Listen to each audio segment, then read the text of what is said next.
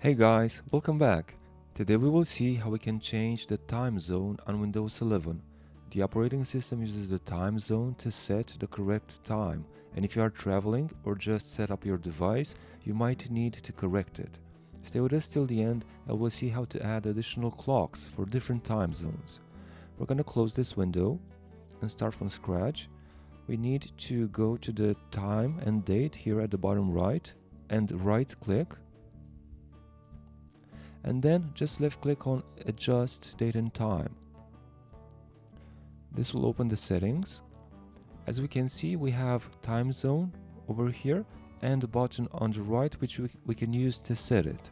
So we're gonna left click once and look for the time zone that we are in, and with the left click you can automatically select the time zone, and as we can see it will also correct your time automatically. This is because we have the option to set time automatically over here with this button. So using the internet, Windows will adjust the time based on our time zone. And if you need, you can also left click on this button here to sync, and this will also adjust the minutes and the seconds as well. Like we promised, if you want to add additional clocks, there's a button here at the bottom. Left click to open the settings and check this mark that says show this clock.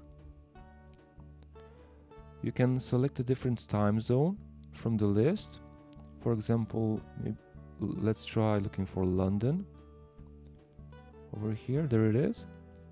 And you can also enter a display name to identify.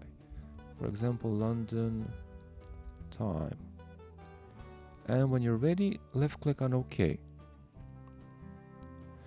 And now if we hover over the time, we will also see the time in London and our local time.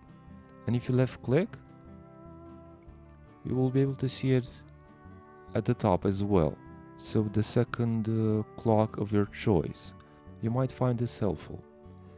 That's it, guys. Thank you for watching our video. We hope this helps you correct your problem.